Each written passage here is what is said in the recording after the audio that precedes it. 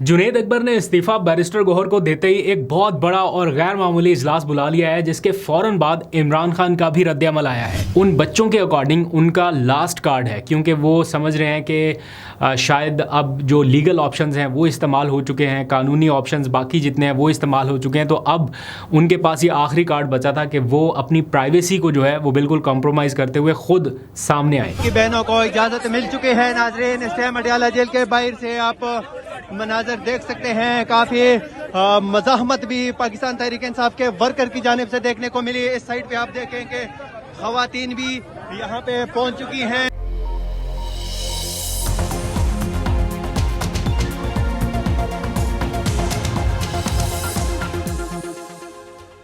बिस्मिल्लाहिर्रहमानिर्रहीम, अस्सलाम वालेकुम। पाकिस्तान और दुनिया भर में देखने और सुनने वालों को अब्दुल कादिर का सलाम। पाकिस्तान में 13 मई शाम का वक्त है। आज की जो बड़ी खबरें हैं वो अडयाला जेल के गिर्द ही ज़्यादातर घूम रही हैं, क्योंकि 18 मार्च के बाद आज फाइनली इमरान खान की तीनों बहनों को बैक वक्त उनसे मुलाकात की इजाज़त मिली। पहले 2 बहनें मिली थी, अलीमा खान माइनस हो गई थी। आज अलीमा खान की भी मुलाकात होगी और अच्छी बात यह है कि आज उनके लॉयर्स की भी एक्सेस रही। सबकी नहीं, लेकिन जो मेन लॉयर्स थे वो मुलाकात करने में कामयाब रहे। सलमान सफदर, उनकी मुलाकात सबसे ज़्यादा इंपॉर्टेंट रहती है। फिर बैरिस्टर गौहर की मुलाकात हुई, ज़हीर अब्बास चौधरी, इनको इमरान खान ख़ास तौर पे बुलाते हैं। तो इन तीनों लॉयर्स की मुलाकात रही है। और अगर देखा जाए ओवरऑल हुकूमत का एक अच्छा जेस्चर रहा कि वो बहुत ज़्यादा पकड़ धकड़ या रोक टोक उस तरह से नहीं थी। ऑल्दो के अडयाला जेल के बाहर आज भी कारकुनान की बड़ी तादाद मौजूद थी सपोर्ट के लिए एज़ यूजुअल। तो ये मुसलसल जो एक प्रेशर बनता आ रहा था ना हर मुलाकात के मौके पर, और फिर एट दी एंड थोड़ी बहुत कोई सिचुएशन ऐसी ऑकवर्ड हो जाती थी हुकूमत के लिए। तो आज मुलाकात की इजाज़त मिली और इस मुलाकात में इमरान खान की जानिब से भी बड़े हौसला अफजा और मुस्बत किस्म के पैगामात सामने आए हैं। पहले भी आते रहे हैं, लेकिन आज की जो चूँकि गुफ्तगू उनकी इसलिए भी अहम थी कि पाकिस्तान और इंडिया का एक फेस ऑफ हो चुका, तो देखना था कि इमरान खान की जानिब से क्या मैसेज आता है। और फिर पार्टी के कुछ इंटरनल मामलात भी ऐसे हैं, उन पर भी नज़रें थी। जुनैद अकबर ने आज रिज़ाइन दे दिया जनाब बैरिस्टर गौहर को एज अ चेयरमैन PAC। तो एक बड़े गलत मौके के ऊपर एक ऐसा डिसीजन होने जा रहा है जो कि डिज़ास्ट्रस हो सकता है पाकिस्तान तहरीक इंसाफ के लिए। इसीलिए ऐसा लग रहा है कि शायद बानी PTI को कन्विंस करने की कोशिश की गई है। आगे चल के इस पे बात करता हूँ, लेकिन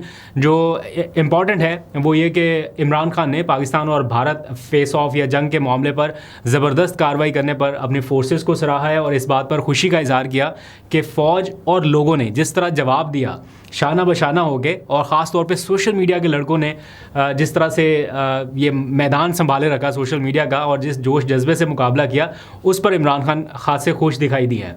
अलीमा खान के मुताबिक इमरान खान ने आज भी ये बात की है कि फ़ौज भी मेरी है, मुल्क भी मेरा है, और जंग में फ़ौरी रिस्पांस बहुत आम होता है। इस वक्त मोदी के हवाले से भी उन्होंने कुछ बातचीत किया कि मोदी बड़ा गुस्से में होगा, इंतकाम लेने की कोशिश करेगा, क्योंकि यहाँ से रिटेलिएशन बड़ी ज़बरदस्त हुई है। तो लोगों ने अलर्ट रहना है। दैट मीन्स कि इमरान खान जेल में बैठे हुए भी बड़ा सपोर्ट कर रहे हैं, या जिस हद तक हो सकता है वो मॉरल सपोर्ट जो है वो कम अज़ कम दे रहे हैं।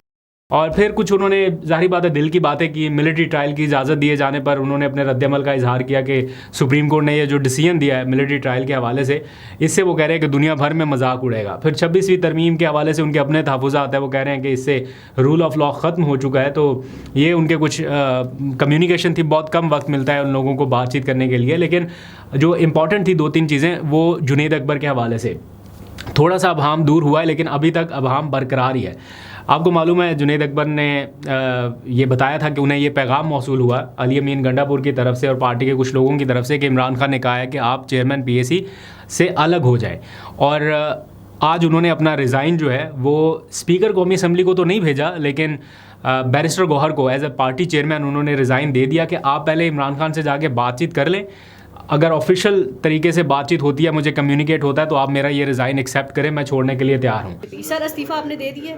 बिल्कुल, मैंने बैरिस्टर गौहर साहब के हवाले किया है, और जो भी पार्टी का फ़ैसला होगा, जो भी खान का फ़ैसला होगा, इंशाअल्लाह ताला मैं 1 मिनट उस पर नहीं सोचूंगा, और खान साहब के फ़ैसले के साथ मैं उसे दिल से कबूल करूंगा।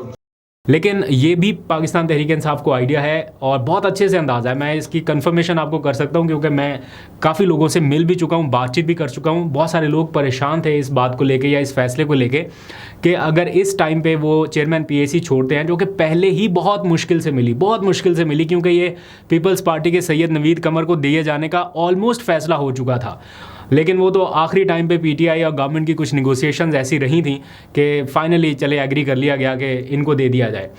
लेकिन अब अगर इस मौके पे छोड़ते हैं तो एक तो पार्टी के वर्कर्स तक भी बहुत अच्छा मैसेज नहीं जाता, ऑल्दो कि कोशिश यही है कि वो फोकस करे केपीके की तरफ। पार्टी इमरान खान की है, डिसीजन उनका है, लेकिन ऑब्वियसली वो बाहर नहीं है, ग्राउंड रियलिटीज़ बिल्कुल 100% एक्यूरेट उन तक उस तरह से नहीं जा पा रही। तो जिस हद तक हो सकता है वो बेहतर फैसला करने की कोशिश करते हैं, लेकिन बाहर के हालात के मुताबिक कुछ लोगों को लग रहा था, पार्टी के उनके अपने लोगों को जिन्होंने हमसे भी ये डिस्कस किया कि ये फैसला डिज़ास्ट्रस हो सकता है। फिर आज बैरिस्टर गौहर गए, जाके इमरान खान से बातचीत की, कहीं ना कहीं उन्हें कन्विंस करने की कोशिश ज़रूर की गई है। और फिर इमरान खान ने भी ये कहा कि ये फ़ैसला मैं जुनैद अकबर पे छोड़ता हूँ कि अगर वो chairman PAC plus Khyber Pakhtunkhwa के तंजीमी मामलात को चला सकते हैं तो ठीक है, दोनों अपने ओहदे अपने पास रखें, या वो चूज़ कर लें कि कौन सी सीट उन्होंने रखनी है और कौन सी छोड़नी है, ये उनकी सवाबदीद पे है। तो जहाँ तक मैं असेस कर पाया हूँ, जुनैद अकबर नहीं चाहते कि वो ये शील्ड जो उनको एक मिली हुई है एज अ चेयरमैन पीएसी, सारी बातें उनको कहीं ना कहीं प्रोटेक्ट करती है, तो वो ये शील्ड अपने आप से जाने दें। बट अगर बहुत ज़्यादा प्रेशर हुआ तो उन्होंने रिज़ाइन लिख के आपको पता है दे दिया है। दूसरी जानिब जुनैद अकबर ने ये रिज़ाइन जैसे ही बैरिस्टर गौहर को दिया, उन्होंने एक बहुत अहम इजलास जो है वो बुला लिया, और वो इजलास है खैबर पख्तूनख्वा के तमाम ओहदेदारान का इजलास 15 मई को तलब किया गया है। और जुनैद अकबर के मुताबिक ये इजलास उन्होंने इमरान खान की रिहाई की जो तहरीक है उस पर फोकस करने के लिए या उसके अगले मरहले के लिए, क्योंकि अब बहुत टाइम हो चुका, बहुत इंतज़ार हो चुका कि ईद के बाद शुरू करनी है तहरीक या क्या करना है, अब अगला मरहला क्या है, उसके लिए उन्होंने 15 मई को ये इजलास तलब किया है। और उसमें ज़ाहिर बात है ज़िम्मेदारियाँ तकसीम की जाएंगी या फोकस किया जाएगा। 15 तारीख को मैंने सारे पाकिस्तान के अहदेदारों को बुलाया है, इंशाल्लाह ताला हमारी मीटिंग होगी जिसमें 15 जून इसी 15 तो ये इजलास भी बहुत ही अहम होगा। खैर जब होगा तो इसकी भी आपको अपडेट शेयर करूंगा। दूसरी तरफ इमरान खान ने इस टाइम ये क्लियर कर दिया है, ये उनका बड़ा क्लियर मैसेज है कि मेरा फोकस इस टाइम तंजीम साजी और तहरीक के ऊपर है। अगर जुनैद अकबर ये समझते हैं कि वो तहरीक को 100% फोकस करके चला सकते हैं तो बेशक सारे ओहदे रखें, लेकिन अगर यहाँ पे फोकस कंप्रोमाइज़ हो रहा है तो फिर नहीं। अब देखते हैं जुनैद अकबर इसके ऊपर क्या फ़ैसला करते हैं, आप अपनी राय का इज़हार ज़रूर कीजिएगा। आज की जो दूसरी बड़ी डेवलपमेंट है वो इमरान खान के बच्चों का, कासिम का और सुलेमान का इंटरव्यू है जो उन्होंने मारियो नफाल के साथ किया। और आपको पता है मारियो नफाल अमरीकी एक पॉडकास्टर हैं या सोशल मीडिया एक्टिविस्ट हैं, बड़ी उनकी रीच है, ग्लोबल रीच के तौर पे वो जाने जाते हैं। अभी उन्हें इंडिया में बैन कर दिया गया, लेकिन ओवरऑल उनकी एक बड़ी फ़ैन फॉलोइंग है। तो आज उन्होंने इमरान खान के दोनों बच्चों का इंटरव्यू किया और ये इंटरव्यू उन बच्चों के अकॉर्डिंग उनका लास्ट कार्ड है, क्योंकि वो समझ रहे हैं कि शायद अब जो लीगल ऑप्शंस हैं वो इस्तेमाल हो चुके हैं, कानूनी ऑप्शंस बाकी जितने हैं वो इस्तेमाल हो चुके हैं, तो अब उनके पास ये आखिरी कार्ड बचा था कि वो अपनी प्राइवेसी को जो है वो बिल्कुल कॉम्प्रोमाइज़ करते हुए ख़ुद सामने आए। उनका जो इंटरव्यू हुआ वह कुछ 43 मिनट का है। मैंने पूरा उनका इंटरव्यू सुना, जो मेन हाईलाइट्स हैं वो आपके सामने रख देता हूँ। बहुत ही कॉम्प्रहेंसिव किस्म का ये पूरा एक इंटरव्यू था जिसमें उनकी इमरान खान की गिरफ्तारी के लम्हात से लेके अब तक की जो उनकी एफ़र्ट है, उनको फ़ोन कॉल कैसे आती है, कौन कन्वे करता है, कैसे बताया जाता है, ये सारी चीज़ें इंक्लूड की गई हैं। वो क्या कर रहे हैं, क्या एफ़र्ट्स चल रही हैं, पसे पर्दा क्या राब्ते हो रहे हैं, ये सारे सवालात उनसे हुए। तो उन्होंने तफसीलात बताई हैं जो इमरान खान के साथ उनकी कम्युनिकेशन पे बेस्ड हैं। और वो कह रहे हैं कि हमें इमरान खान की जानिब से, यानी उनके वालिद की जानिब से बताया गया कि वो अक्सर औकात अंधेरे में रहते रहे हैं और कुछ लम्हात ऐसे गुजरे जब ना कोई मुलाकात हुई, ना कोई वकील, ना कोई डॉक्टर और ना ही कोई ये जानने का तरीक़ाकार था उनके पास कि उनके वालिद खैरियत से हैं या नहीं हैं। तो ऐसे लम्हात भी गुजरे हैं और वो कह रहे हैं कि वो अभी भी मुकम्मल तौर पर तन्हा हैं, जिन्हें 7 बाय 8 फुट के सेल में रखा गया है। यानी उनको दूसरे कैदियों से भी मुलाकात की इजाज़त नहीं है, सिवाय इन मुलाकातों के जो उनकी फ़ैमिली से या लॉयर से हफ्ते में एक आध बार हो जाती है। और वो कब तक इस सेल में रहेंगे ये किसी को मालूम नहीं है। ये उनके लिए एक अज़ियतनाक लम्हा है। जब वो इसको डिस्क्राइब कर रहे थे, जो छोटा बेटा है उनका, उसके मैंने फेशियल एक्सप्रेशंस देखे तो वो लगा कि बहुत ही जैसे बंदा दर्द में होता है ना, या बहुत अफसरदा। ज़ाहिर बात है उनके वालिद हैं, जो फीलिंग्स उनकी हो सकती है वो किसी और की नहीं है। तो वो कह रहे हैं कि जब हमारी उनसे बात हुई तो उन्होंने बताया कि उन्हें 10 दिन के लिए बिल्कुल अंधेरे में रख दिया गया था। एक टाइम आया था जब इमरान खान ने भी ये जिक्र किया था। तो वो कहते हैं कि हमें हमारे वालिद साहब ने बताया कि पहले 2 दिन जो थे वो जैसे तैसे बड़े मुश्किल से गुजरे, यानी हार्ड थे उनके लिए 2 दिन बिल्कुल अंधेरे में गुजारना। लेकिन फिर 2 दिन के बाद वो कंफर्टेबल होना शुरू हो गए और फिर उन्होंने बताया कि मुझे लगा कि अब 1 साल भी रखें यहाँ पर तो रह सकता हूँ।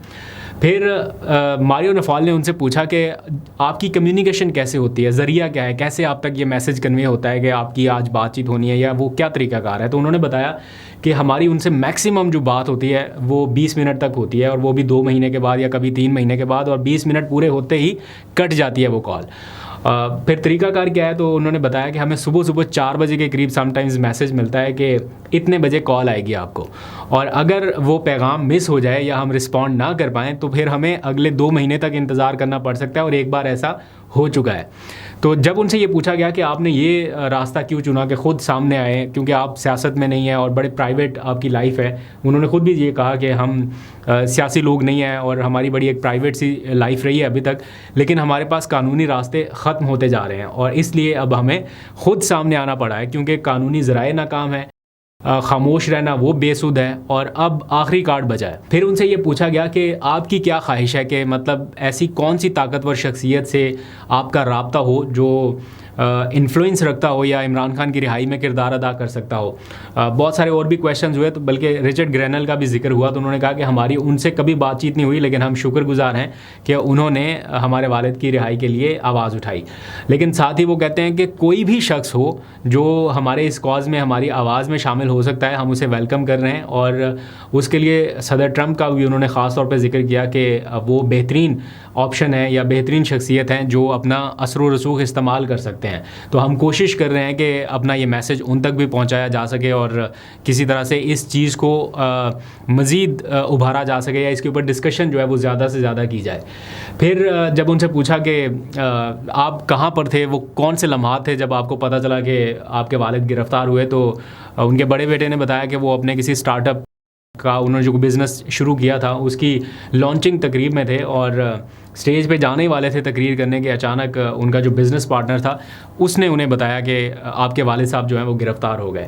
तो कह रहे हैं इनिशियली हमारे लिए कोई बहुत शॉकिंग खबर इसलिए नहीं थी क्योंकि जब हम उनसे पहले मिले थे तो उनको गोलियां लगी हुई थी, स्टिल वो स्माइल कर रहे थे, बड़े मजबूती के साथ खड़े हुए थे, और इससे पहले भी हम ये बहुत सारी चीज़ें ऐसी देख चुके हैं और इमरान खान ने हमें ये पहले से कन्वे कर दिया था कि ये हो सकता है। तो हम ज़हनी तौर पे तो तैयार थे, लेकिन हमें लगता था कि शायद 4-5 महीने 6 महीने मैक्सिमम यहाँ तक मामला सॉर्ट आउट हो जाएगा, लेकिन अब तकरीबन 2 साल हो चुके हैं और कितना टाइम होना है इस बारे में भी नहीं पता, तो इसलिए ये परेशान कुन सूरत हाल है।